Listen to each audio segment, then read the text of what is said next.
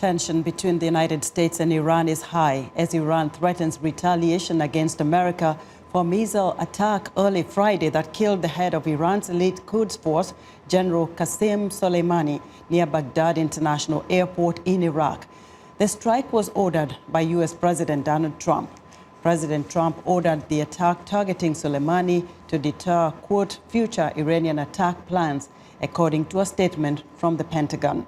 The statement also says General Soleimani was actively developing plans to attack the U.S. diplomats and service members in Iraq and throughout the region. The statement also revealed that Soleimani and his Quds Force were responsible for the deaths of hundreds of American and coalition service members and the wounding of thousands more. Iraqi reports say a rocket struck a convoy carrying the general and several others near the airport. At least 7 people are believed to have been killed. Anti-government protesters that gathered in central Baghdad Friday had mixed reactions to the killings of Iran's top general and senior leader of the Iran-backed Popular Mobilization Forces.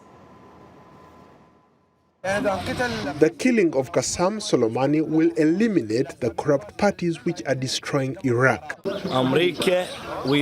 America and Iran should solve their problems outside Iraq. We do not want them to solve it inside Iraq, because this will not serve our cause. We in Tahrir Square do not celebrate the killing of Soleimani or anyone else because this will not serve us at the end of the day. Iranian state TV reported that Foreign Minister Mohammadi Javad Zarif called the killing of Iran's top general an act of state terrorism. Speaking during an urgent meeting Friday, Zarif accused the United States of killing Soleimani because he had fought the Islamic State in Iraq and Syria, citing a Revolutionary Guard statement. Iranian state television says Soleimani was martyred in the attack. Now, U.S. Defense Secretary Mark Esper says America is prepared to take preemptive military action to prevent future attacks on U.S. forces. Esper said in a tweet Thursday, the game has changed, and we're prepared to do what is necessary to defend our personnel and our interests and our partners in the region. A U.S. airstrike last weekend targeting Kataib Hezbollah led to a 2-day standoff this week at the U.S. Embassy in Baghdad. The U.S. has deployed an additional 750 troops to the region in what Secretary Esper called an appropriate and precautionary action. Iranian Supreme Leader Ayatollah Ali Khamenei, in a speech on state television, has denounced the U.S. attacks. Now for more on the escalating situation between the U.S. and Iran, VOA Pentagon correspondent Carla Babb is standing by live at the U.S. military headquarters in Arlington, Virginia. Hello, Carla.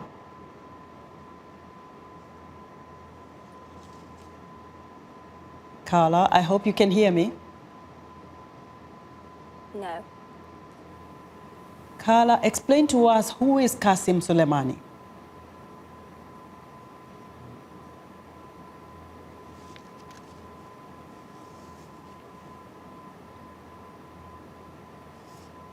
So Qassem Soleimani is the head of the Iranian Quds Force. That is an elite branch of Iran's Islamic Revolutionary Guard Corps, and that branch has been responsible for foreign military operations. So Soleimani had operations going on in Lebanon, in Syria, and in Iraq. So this is a huge blow for the Iranian regime.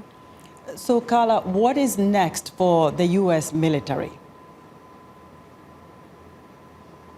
So what's next for the U.S. military? As we've already told you, the United States has deployed 750 soldiers to the Middle East from North Carolina. I am being told by defense officials that we should likely expect additional deployments in the next 24 to 48 hours. Those officials have also told me that when Soleimani was hit, there were operations underway and plans underway to conduct attacks on multiple U.S. targets. It is unclear if Iran will continue to carry out attacks on these targets.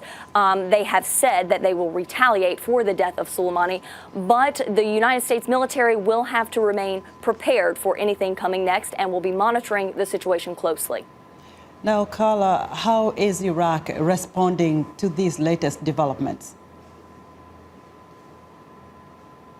So Iraq has had an interesting response because if you recall, so Soleimani was not the only person killed in this strike. There was also an Iraqi commander of these popular mobilization forces that are Iranian-backed.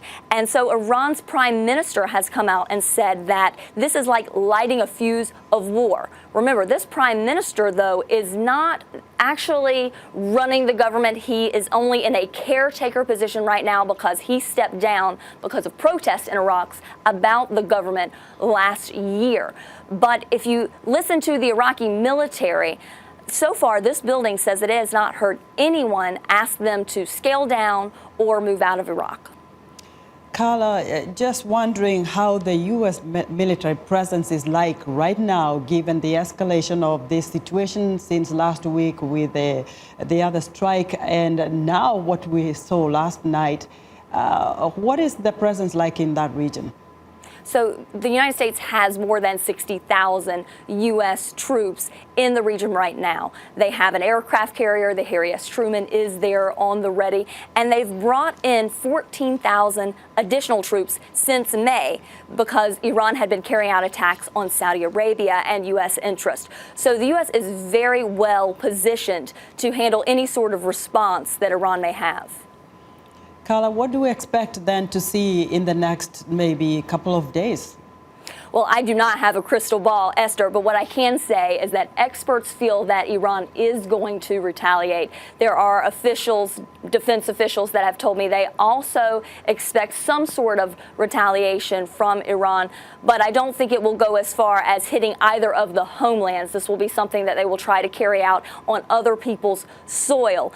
Although one defense official did tell me that maybe the United States has hit Iran hard enough to where they will not strike back. Carla, as always, thank you so much for watching this for us. We'll follow up with you when we come back on air on Monday.